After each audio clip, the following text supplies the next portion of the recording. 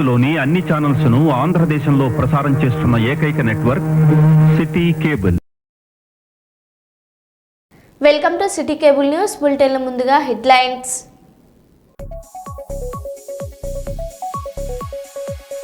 శ్రీశైలంలో వైభవంగా శ్రీ పరాభావ నామ సంవత్సర ఉగాది వేడుకలు.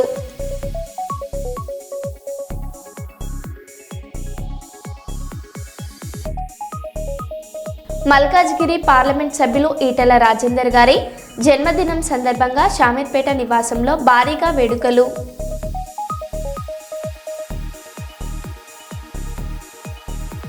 హన్మకొండలో మంత్రి కుండ సురేఖ ఇంటి ముట్టడికి యత్నించిన ఆశా వర్కర్లు, అడ్డుకున్న పోలీసులు.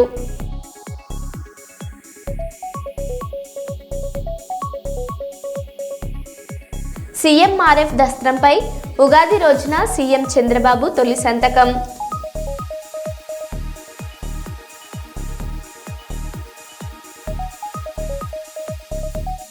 ఘనంగా శ్రీ శైవ మహాపీఠం మేడ్చల్ జిల్లా వారి పంచాంగ ఆవిష్కరణ కార్యక్రమం.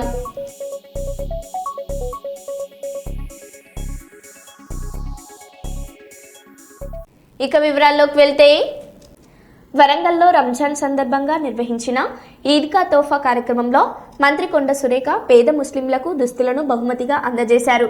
రంజాన్ ప్రేమ, దయ, త్యాగానికి ప్రతీక అని పేర్కొన్న ఆమె సీఎం రేవంత్ రెడ్డి సారథ్యంలో ప్రభుత్వం మైనార్టీల సంక్షేమానికి పెద్దపీట వేస్తోందన్నారు.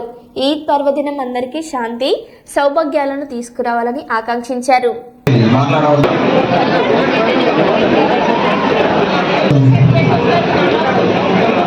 और बंदा साहब अपने इलाके पैसों से लेते जो भी गवर्नमेंट सेशन कर रहे और जो कांस्टिट्यूंसी के हमारा ईदगाह को 1 करोड़ रुपए सैंक्शन करें. ओके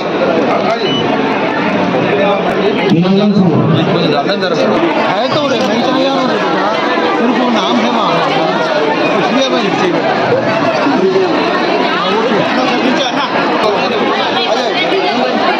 चलिए आगे बढ़ो, ऐसे निकल जाइए.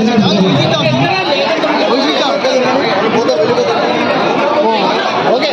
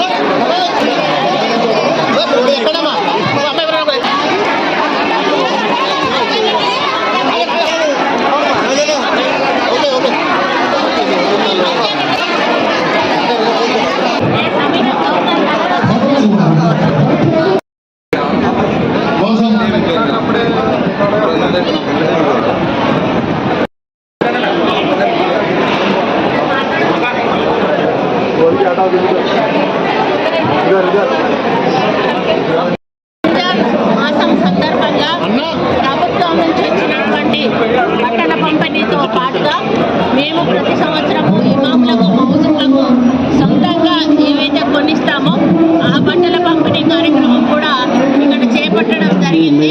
మాకు ప్రభుత్వం నుంచి 3,500 సెట్ల బట్టలు రావడం జరిగింది.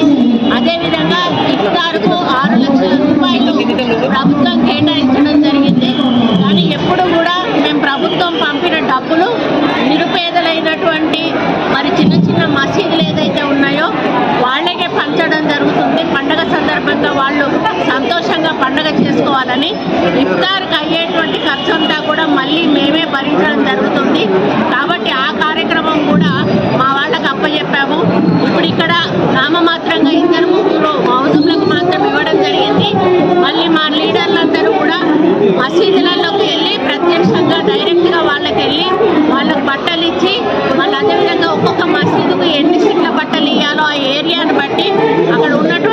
రెగ్యులేషన్ బట్టి ఈ మైనారిటీలకు ఇచ్చే బట్టలను కూడా పంపిణీ చేయడం జరుగుతుంది. ఈ రంజాన్ మాసం యొక్క గొప్పతనం ప్రతి ఒక్కరికి కూడా తెలుసు.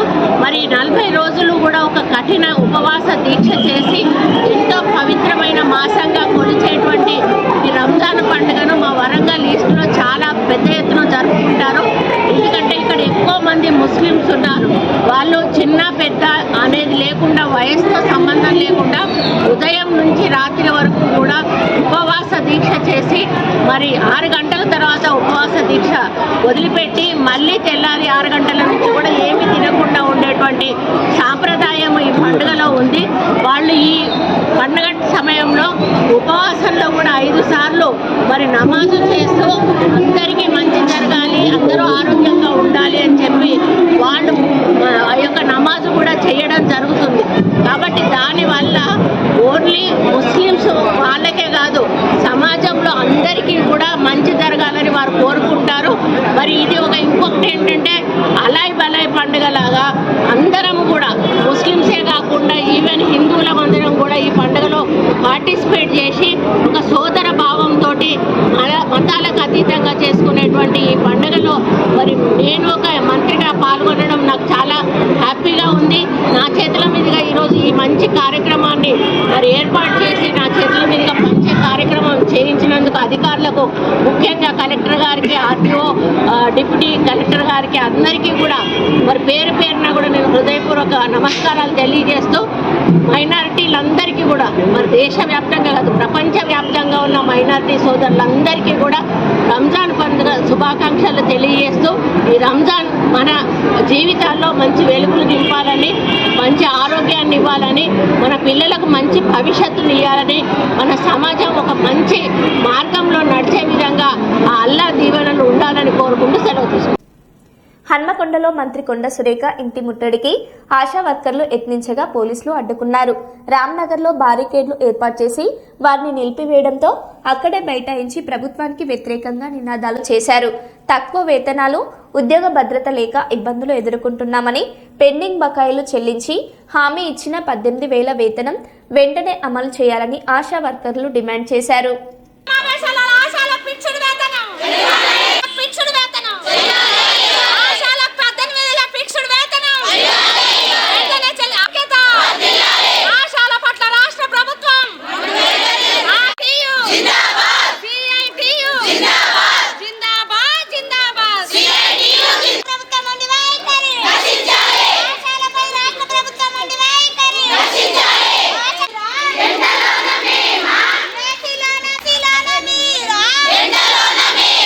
ఆశాల ఐక్యత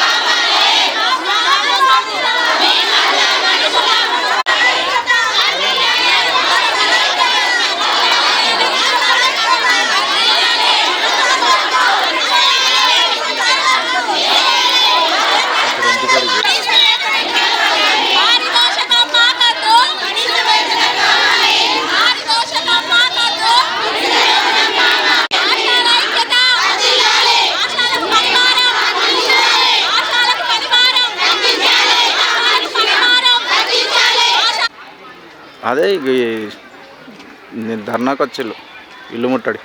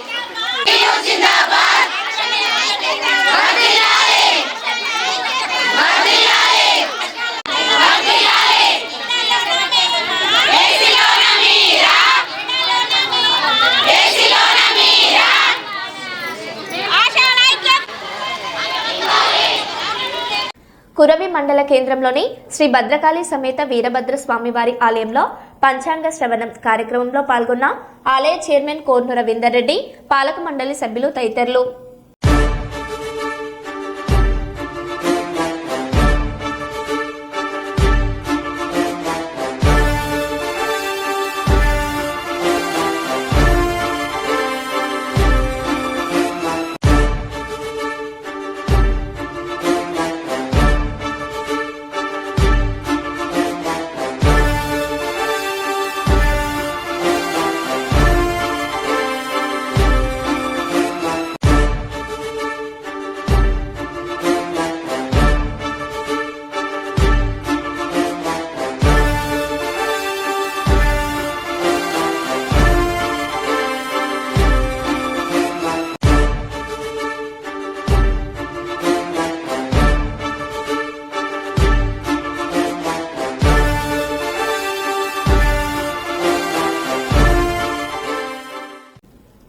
మహబూబాబాద్ జిల్లాలో కురవి నుంచి ఖమ్మం వరకు నిర్మాణంలో ఉన్న హైవే నెంబర్ 365/A పనులు వివాదాస్పదంగా మారాయి.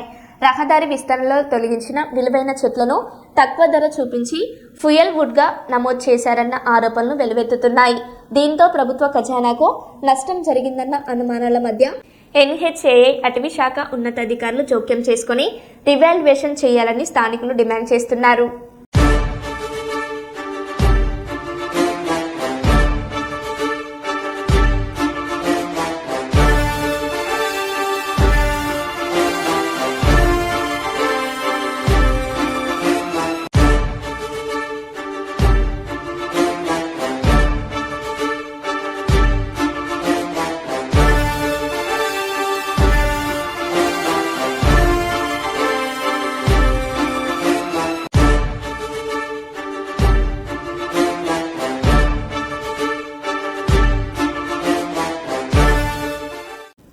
తొర్రూరులో ఇందిరమ్మ ఇళ్ల నిర్మాణ పనులను అదనం కలెక్టర్ స్వయంగా తనిఖీ చేసి పెండింగ్లో ఉన్న ఇండ్లు, విద్యుత్, త్రాగునీరు, డ్రైనేజీ పనులను వెంటనే పూర్తి చేయాలని అధికారులను ఆదేశించారు. పెద్ద వంగర బీసీ వసతి గృహాన్ని కూడా పరిశీలించి విద్యార్థులకు నాణ్యమైన ఆహారం, పరిశుభ్రమైన వసతులు, వైద్య పరీక్షలు, డిజిటల్ తరగతులు అందించాలని సూచించారు. జిల్లాలో అన్ని ప్రభుత్వ కార్యాలయాల్లో శానిటేషన్, పెండింగ్ ఫైల్ క్లియరెన్స్ పై దృష్టి పెట్టాలని ఆదేశించారు.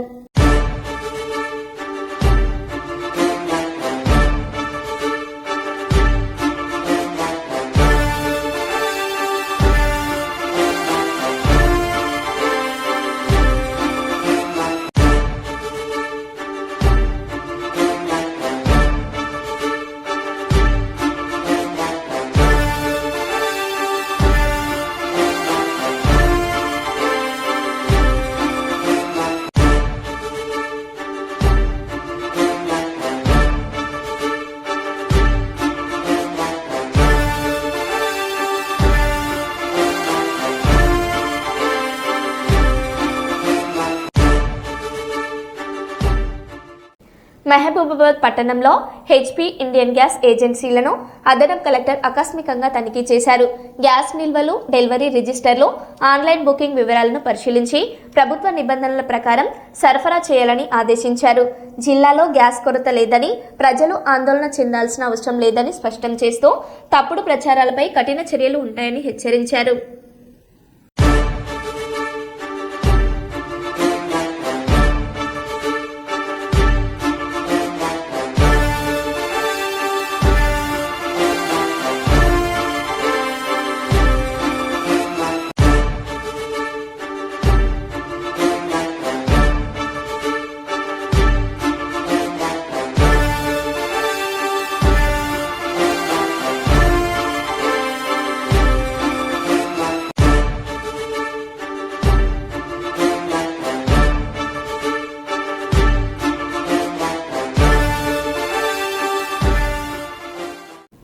కొత్తగూడ మండలంలో ఈఎంఆర్ఎస్ గిరిజన ఆశ్రమ పాఠశాలలను జిల్లా కలెక్టర్ స్నేహ శబరీష్ ఆకస్మికంగా తనిఖీ చేశారు.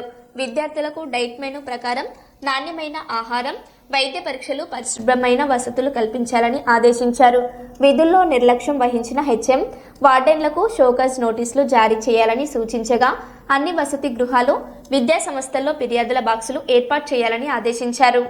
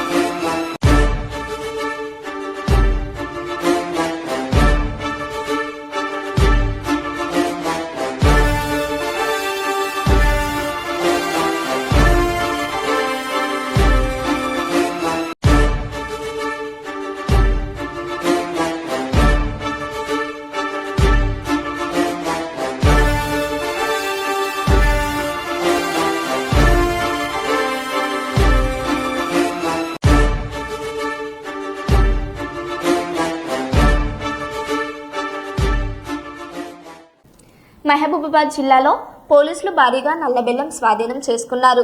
అక్రమ సారాయి తయారీకి తరలిస్తున్న నల్లబెల్లంపై సమాచారం అందడంతో టాస్క్ ఫోర్స్ కురవి పోలీసులు సంయుక్తంగా దాడి చేసి 8 లక్షల విలువైన 70 క్వింటాల నల్లబెల్లం, 10 క్వింటాల పట్టికను స్వాధీనం చేసుకున్నారు. ఈ కేసులో 3 అరెస్ట్ చేసి లారీని సీజ్ చేశారు.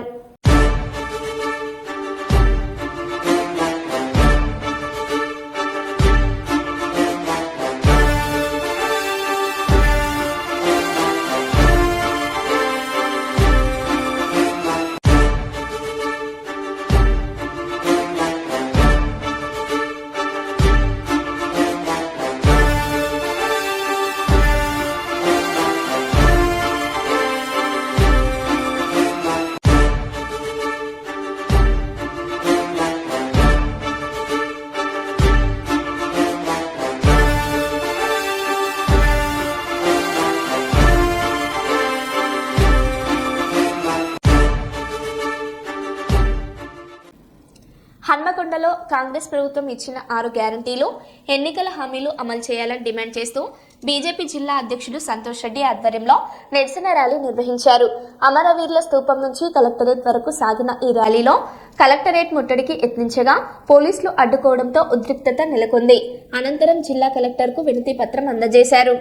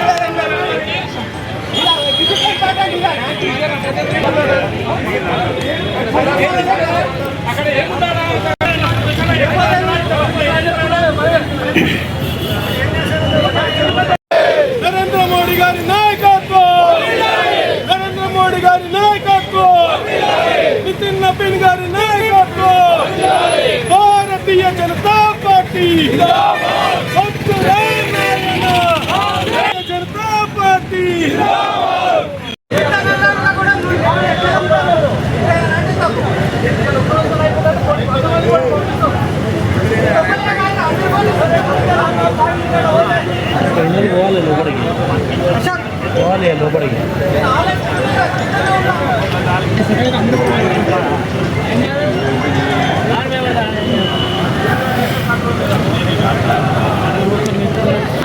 సంతోషనా ఏం చేస్తారు అయిపోయింది అసలు మీరు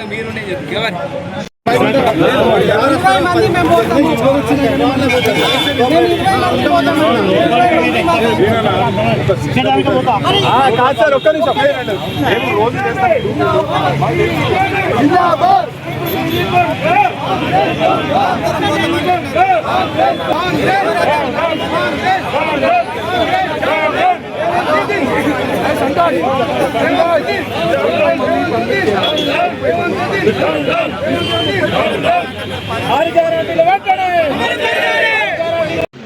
అలాంటి డివిజన్ సెంటర్ 11 7 డివిజన్ ఇవన్నీ శ్మశాన వాటికల్లో దీన్ని మొత్తం మెన్షన్ చేస్తాము సార్. మీరు కొంచెం పర్సూల్ చేయండి.